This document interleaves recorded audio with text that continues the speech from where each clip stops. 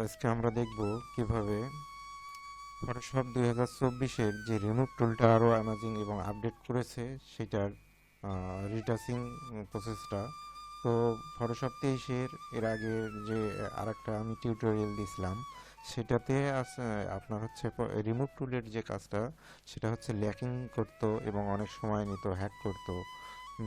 এবং ফটোশপ 24-এ যেটা এখন রিমুভ টুলটা আরও আপডেট করছে সেটাতে আরও ইজি এবং জাস্ট আগে তো ব্রাশ করা লাগতো যে অবজেক্টগুলো আমরা রিমুভ করব, এটাতে শুধু ব্রাশ করতে হয় না, শুধু চারপাশে ব্রাশটা ঘুরাই দিলেই দ্যাটস এনাফ, রিটাচটা হয়ে যায়। তো চলুন কথা না বাড়িয়ে আমরা ফটোশপ 24টা ওপেন করি।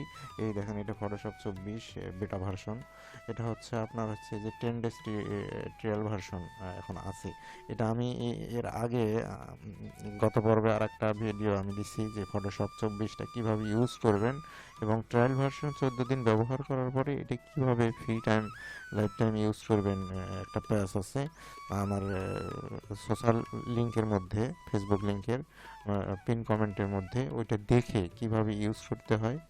ট্রায়াল ভার্সনটা শেষ হওয়ার পরে, 14 দিন শেষ হওয়ার পরে কিভাবে ইউজ করতে হয় সেই প্রসেসটা ওখানে দেওয়া আছে। একটা ছোট্ট একটা পেজ হচ্ছে সফটওয়্যার ছোট্ট, ওইটা শুধু ইনস্টল করলে এই ট্রায়াল ভার্সনটা চলে যাবে, তারপরে এটা ইউজ করতে পারবেন। তো চলুন আমরা একটা ইমেজ নেই। ইমেজ নেওয়ার পরে তো যাদের ফটোশপটা লাগবে তারা ওই টিউটোরিয়ালটা দেখে নিতে পারেন।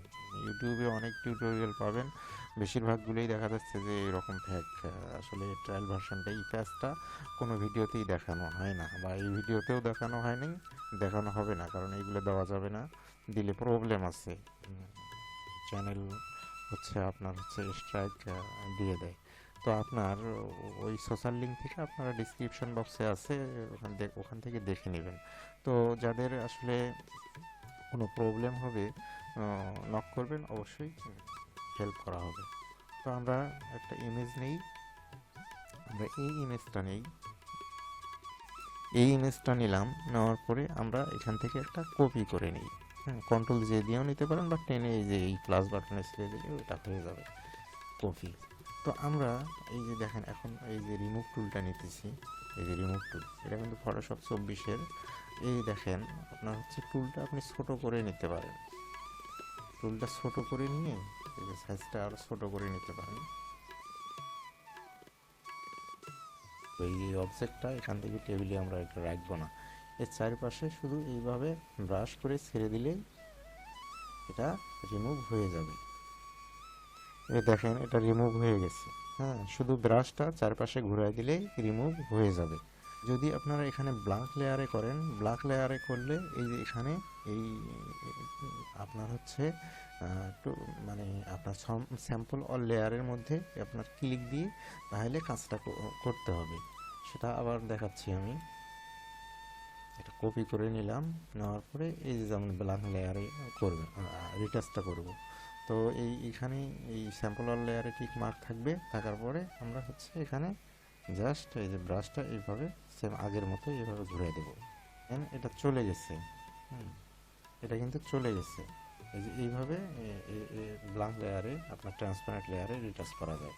এখন এটা আবার ফেলাই দিলাম, দেওয়ার পরে হচ্ছে দেখেন, এই যে যদি এখানে যদি টিক মার্ক, এটা তো ডিফল্টভাবে থাকেই, এই টিক মার্কটা যদি আপনারা তুলে দেন, তুলে দিয়ে, এটাও আমি তুলে দিলাম, এই টিক মার্কটা তুলে দিয়ে মনে করেন যে একটা অনেক বড় ইমেজের মধ্যে অনেক অবজেক্ট আছে, সবগুলাই রিমুভ করতে হবে, সেই ক্ষেত্রে আপনার হচ্ছে এই টিক মার্কটা তুলে দিয়ে করলে সবগুলো একসঙ্গে করা যাবে, যেমন বারবার একটা একটা করে করতে হবে না। যেমন এই যে দেখেন, এক্সাম্পল স্বরূপ এটা হচ্ছে, এটা আমি সিলেকশন করে নিলাম, এই ব্রাশ করে নিলাম, এই দেখেন এখানে কিন্তু রিমুভ হয়নি, কারণ এর টিক মার্কটা থাকলে কিন্তু এটাই শুধু হইতো।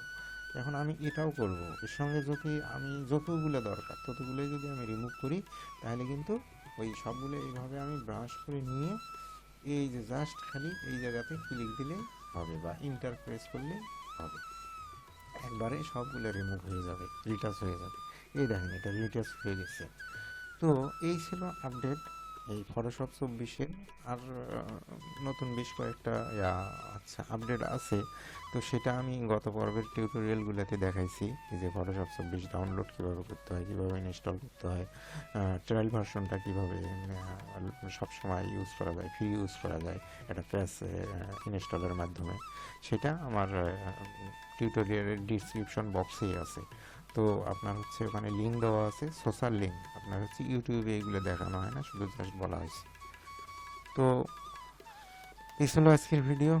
যদি ভিডিওটা ভালো লাগে অবশ্যই লাইক, কমেন্ট, শেয়ার করতে ভুলবেন না। ধন্যবাদ সবাইকে।